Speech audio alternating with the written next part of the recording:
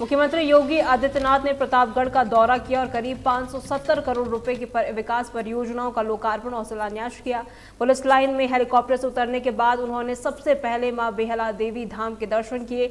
सभा को संबोधित करते हुए सीएम योगी ने पिछली सरकारों पर निशाना साधा। उन्होंने कहा कि पिछली सरकार गुंडे और माफिया हर जिले में पाले जाते थे और गरीबों की योजनाओं में लूट खसोट होती थी। उन्होंने इंडी गठबंधन को एंटी इंडिया गठबंधन बताते हुए कहा कि ये देश को अराजकता की भट्टी में झोंकने का गठबंधन है। प्रतापगढ़ अपनी पौराणिक और ऐतिहासिक परंपरा के लिए विख्यात है। यहां के अन्नदाता किसानों ने प्रतापगढ़ को एक नई पहचान दी। यहां पर स्वतंत्रता संग्राम सेनानियों ने अपने संघर्ष से देश की स्वाधीनता में योगदान किया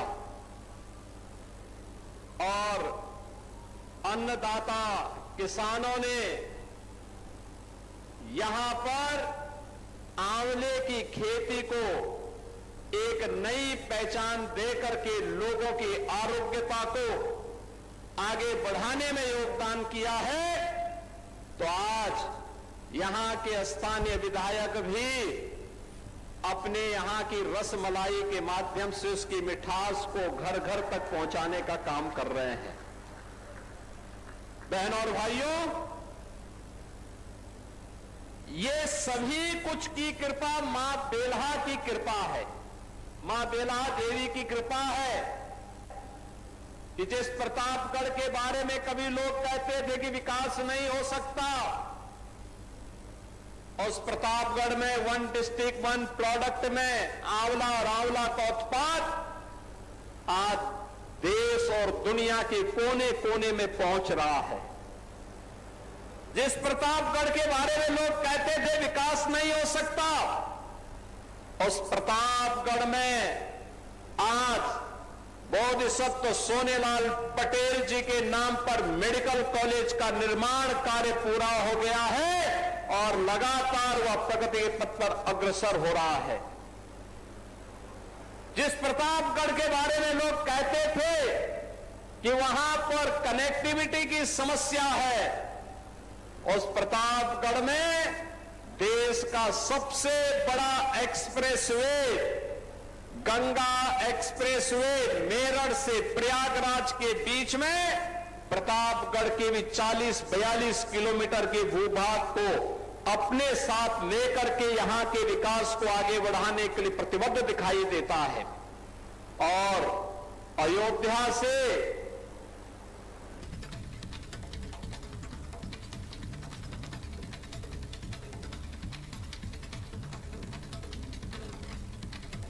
अमरोहा के प्रभारी मंत्री केपी मलिक ने बाढ़ प्रभावित गांव तिगरी का दौरा कर ग्रामीणों से मुलाकात की और उनकी समस्याएं सुनी।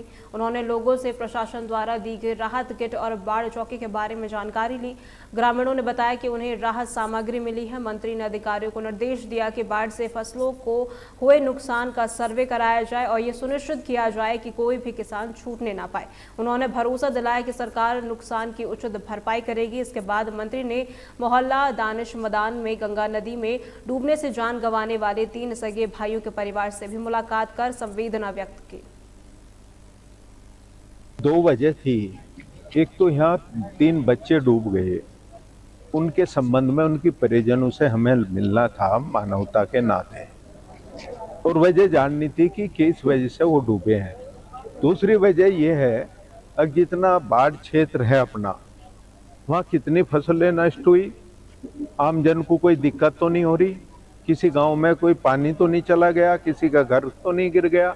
आदरणीय मुख्यमंत्री जी के ये आदेश है कि ऐसा डूब का जो भी क्षेत्र है उसमें जाके अपने जनप्रतिनिधि जैसा कि विधायक जी मेरे साथ हैं, प्रशासनिक लोग मेरे साथ हैं, हम सब ये जान लें दिक्कत क्या है और उस दिक्कत को हम समाधान करने का काम करें।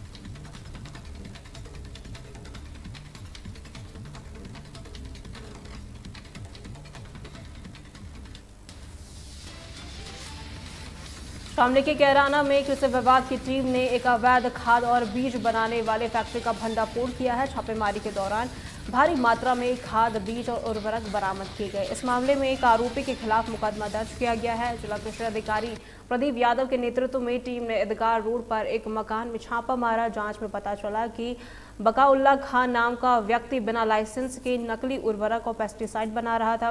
वहां से नीम ऑयल, खाली ड्रम और विभिन्न कंपनियों के रैपर भी बरामद किए गए हैं। बरामद सामान और आरोपी के खिलाफ आवश्यक वस्तु अधिनियम और भारतीय न्याय सहायता की संबंधित धाराओं के तहत कार्रवाई की गई है।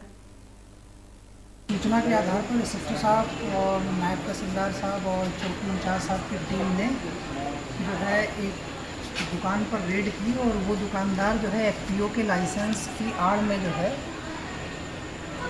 कुछ उर्वरकों की जो है पैकिंग कर रहा था, जिसके पूरे परिसर को पूरी टीम द्वारा जिलाधिकारी महोदय को अवगत कराते हुए सीज कर दिया गया है।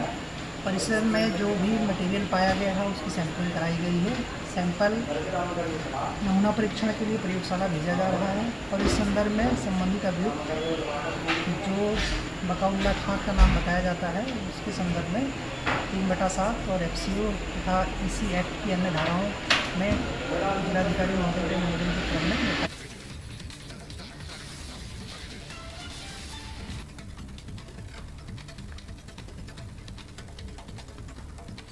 और इसी खबर पर ज़्यादा जानकारी के लिए हमारे संवाददाता फुरकान हमारे साथ जुड़ चुके हैं। फुरकान, देखिए, कैराना में पकड़ी गई नकली खाद और बीज बनाने वाली फैक्ट्री का भंडाफोड़ हुआ है। कैसे इस पूरे मामले का पता चला?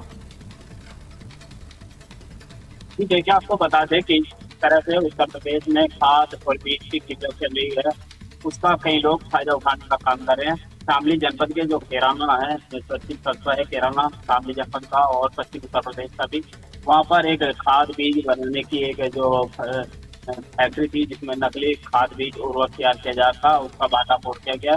बताया जा रहा है कि मुखबिर जिला कृषि अधिकारी प्रदीप कुमार, तहसीलदार जो कैराना सतीश कुमार यादव एवं कैराना कोतवाली प्रभारी समपाल अत्री पहुंचे थे मुखबिर की खाद सूचना पर।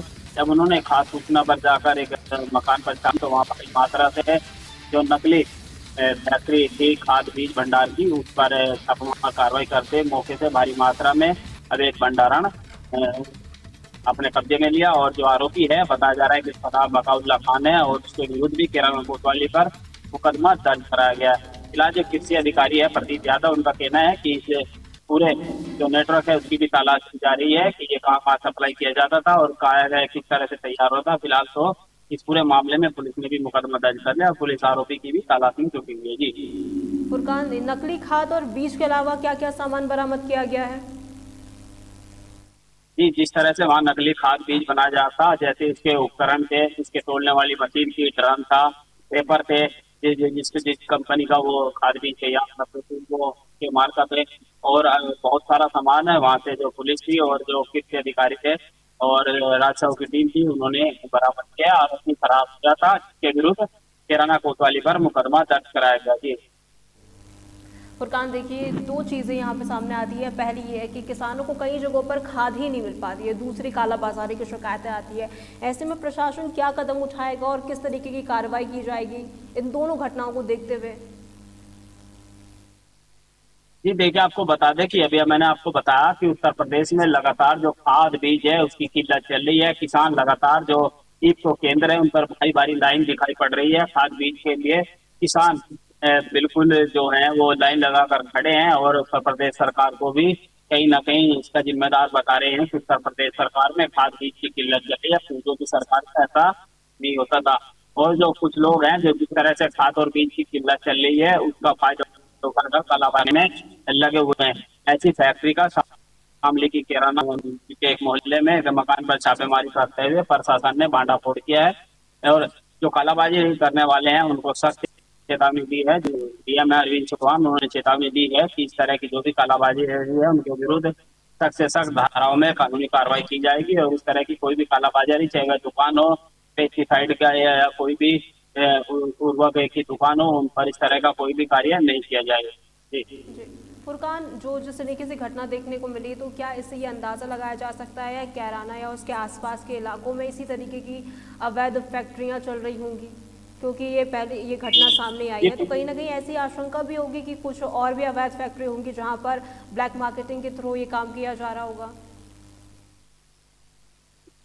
बिल्कुल, फिलहाल तो इस तरह से जो शामली प्रशासन था उसने एक नकली जो फैक्ट्री थी खाद और बीज बनाने की, रोड बनाने की, उस पर छापामार करते कार्रवाई करते ही फिलहाल तो वहां से सामान जब्त किया है और जो आरोपी है उसका जो संचालक था वो फरार बताया जा रहा है। और फिलहाल तो जो पुलिस प्रशासन है उसे गिरफ्तार करने के बाद ही इसका पता चल पाएगा कि अन्य कहाँ। फिलहाल पुलिस देख रही है कि कहीं जनपद में इस तरह की नकली खाद बीज बनाने की फैक्ट्री तो नहीं चल रही है जिसका फर्जी तरीके से नकली खाद बीज बनाया जा रहा हो। फिलहाल पुलिस प्रशासन आरोपी जो है उसके पकड़ने के लिए तबीज दे रही है और कह रही है कि इसके पकड़ने के बाद ही अन्य फैक्ट्री व कहाँ सप्लाई किया जा रहा था उसका पता चल पाएगा। जी बहुत बहुत शुक्रिया फुरकान हमारे साथ जुड़ने के लिए।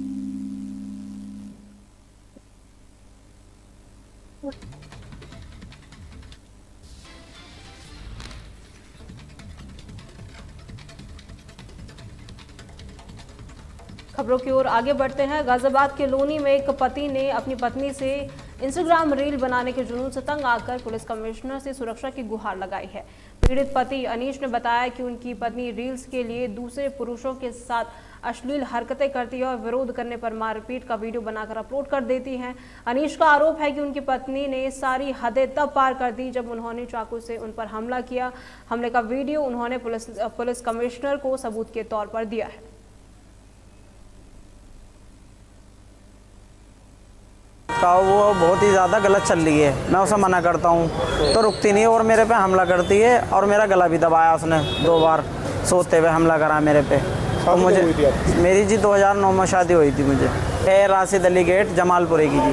बात बस ऐसी ही लड़ाई झगड़े होते रहे मैं मना करता रहा। मैंने रहने दे भाई, इसके घर वालों को कह रहा हूँ, अब आन के कह रहा हूँ, पहले भी बहुत किया घर वालों को, पहले भी कोई सुनवाई नहीं करे थे। मैंने अब सुधर जाएगी एक बच्चे में, फिर 2 में सुधर जाएगी, 3 में सुधर जाएगी, वो तो सुधरने का नाम ही नहीं ले रही। वादी अनीस निवासी अशोक विहार थाना लोनी द्वारा तहरीर दी गई एवं एक वीडियो भी मुहैया कराई गई कि उनकी पत्नी द्वारा उन पर चाकू से हमला करने का प्रयास किया गया है।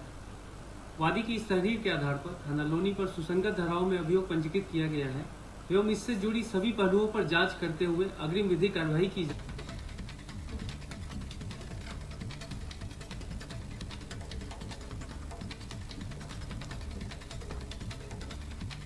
बहराइच में एम्स स्कूल की स्कूली वैन में बच्चों की सुरक्षा को लेकर गंभीर लापरवाही सामने आई है। सरकार के सख्त नियमों के बावजूद स्कूल संचालक बच्चों की जान जोखिम में डालकर पैसे कमा रहे हैं।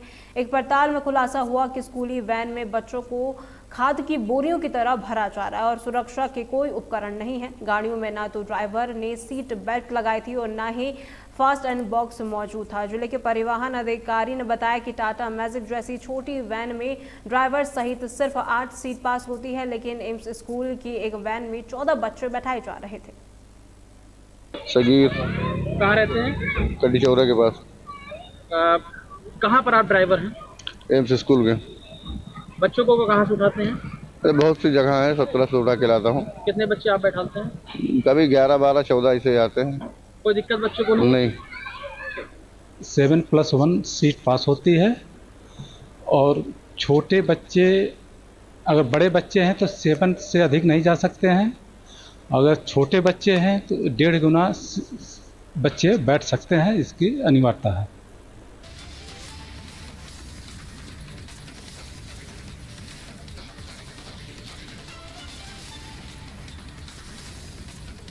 बरेली में पुलिस ने ऑपरेशन लंगड़ा के तहत लूट और छीना झपटी करने वाले 2 शातिर लुटेरों को गिरफ्तार किया है। मीरगंज थाना क्षेत्र में पुलिस मुठभेड़ के दौरान दोनों बदमाशों के पैरों में गोली लगी है। ये कार्रवाई तब हुई जब पुलिस को सूचना मिली थी कि 2 बदमाश किसी वारदात को अंजाम देने की फिराक में हैं। पुलिस के पहुंचने पर बदमाशों ने फायरिंग शुरू कर दी, जिसके बाद पुलिस की जवाबी कार्रवाई में दोनों घायल हो गए। उन्हें इलाज के लिए अस्पताल ले जाया गया। पुलिस ने इनके पास से लूटे गए सोने के कुंडल और नकदी भी बरामद की है। आज दिनांक 29/30 की रात्रि मीरगंज पुलिस को सूचना मिली कि मीरगंज फ्लाईओवर के पास 2 संदिग्ध व्यक्ति मोटरसाइकिल के लेकर खड़े हैं। मौके पर थाना प्रभारी मीरगंज मैं फोर्स के साथ पहुंचे तो दोनों संदिग्ध व्यक्ति एक तरफ भागने लगे। उनका पीछा किया गया तो उन्होंने पुलिस पार्टी पर 2 फायर कर दिए। जवाबी कार्रवाई में पुलिस ने फायरिंग करी तो दोनों अभियुक्तों के पैर में गोली लगी है।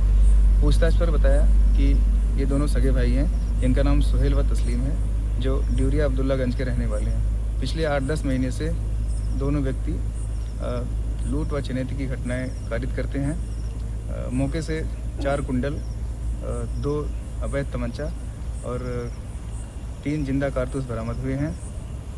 दोनों व्यक्तियों को CSC मीरगंज इलाज के लिए भेजा गया है।